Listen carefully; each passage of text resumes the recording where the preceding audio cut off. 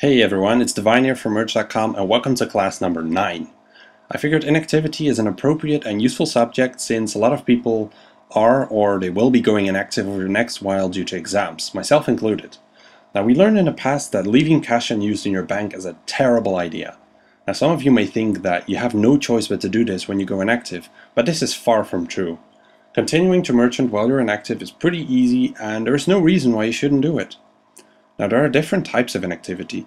You can either literally not be at the computer to check your offers at all for days or even weeks in a row, or you can be having such a busy schedule that all the time you get to be online is about 5 to 30 minutes per day.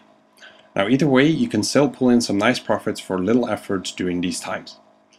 So, when you're away for a longer period of time, there are a few things you can do. The easiest by far is putting in offers for items that people need in bulk. Now, there are a lot of examples for this one of them being uncut dragon stones. Now, these have a terrible limit of 100 per 4 hours, but cutting them in mass amounts is very fast crafting XP of up to 600k XP per hour.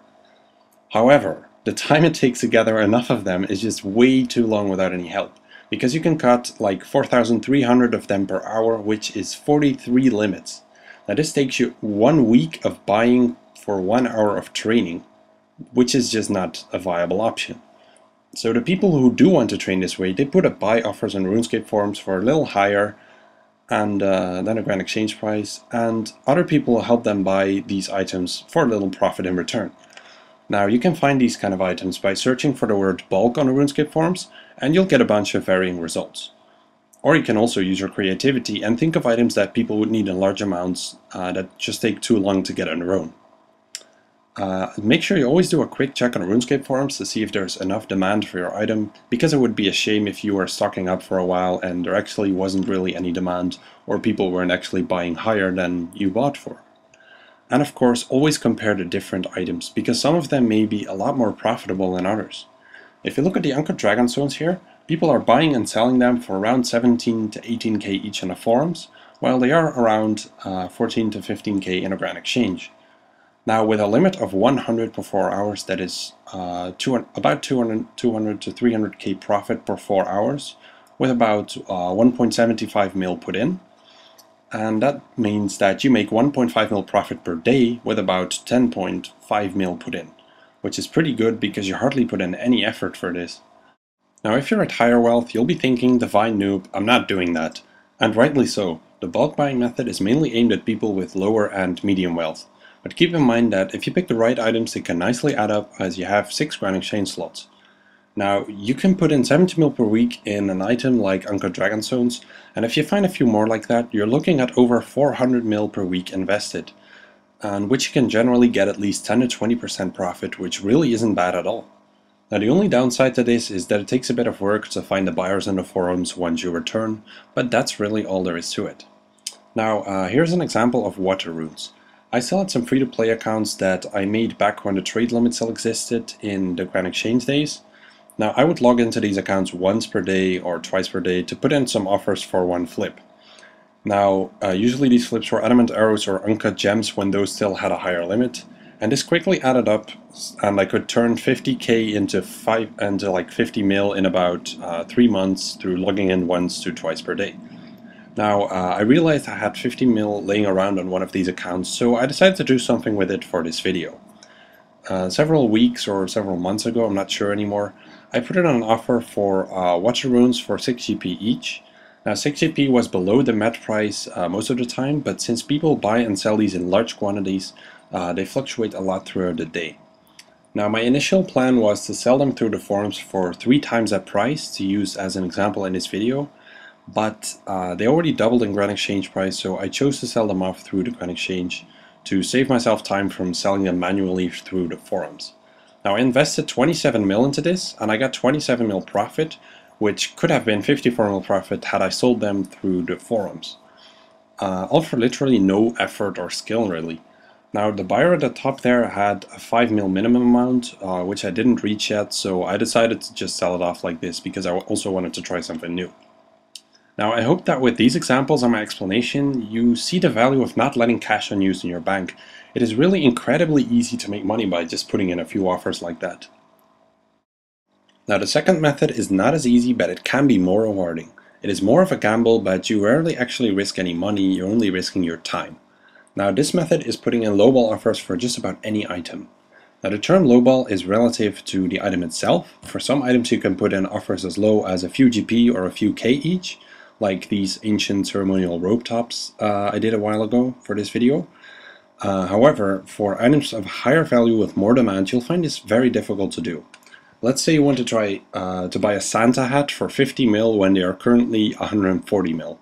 Now the chances of that happening are almost non-existent. I know a lot of people do this, but it would mean that there would be literally no offers above yours in the Grand Exchange, while someone else would be trying to sell a Santa instantly for 50 mil or less.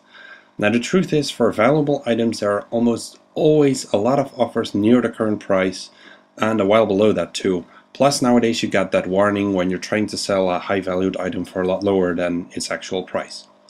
Now do not waste your time trying to get these items for such low prices. You'll make more money in the long run through bulk buying, even if you do happen to get lucky once on a lowball like that. So when you try lowballing, you can put in really cheap offers for items with a low volume or low supply and demand.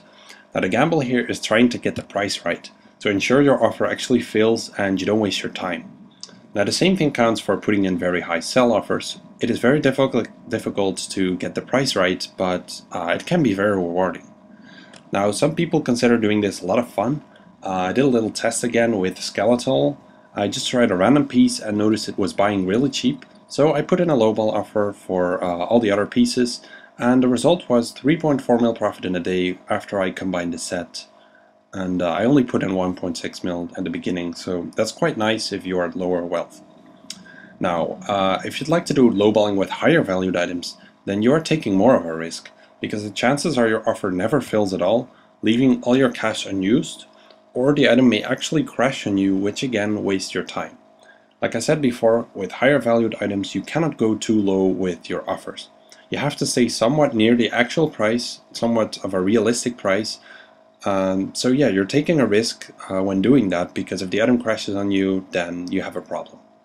Now it is something I personally almost never do, as it is rarely rewarding, and you're just putting in a lot of cash in that. But when you do this with the cheap items, you're only putting in a few GP, and the only thing you lose is a Grand Exchange slot for a certain amount of time. But with higher valued items you also put in the cash which you are not using, and that's a whole different thing. Now if you want to do this you can, but personally I would really only do it with these really cheap offers for low volume items. Now once you reach higher wealth, it is a lot more difficult to ensure you're using all of your cash while you're inactive.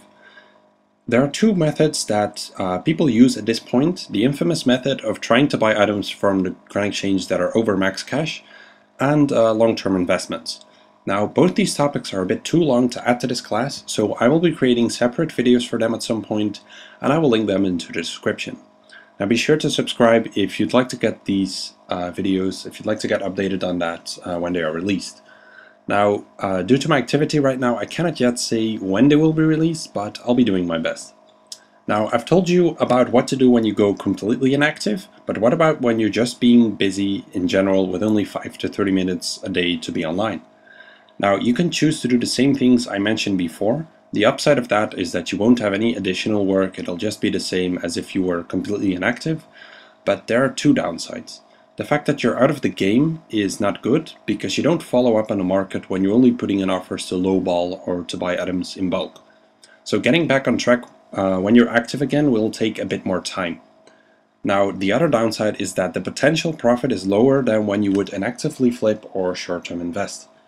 Merchant class number 6 was about inactive flipping, with a link to it here in the video, and the next merchant class will be about short-term investing, so keep an eye out for that. That is when the true potential of merge comes forward with the live graphs.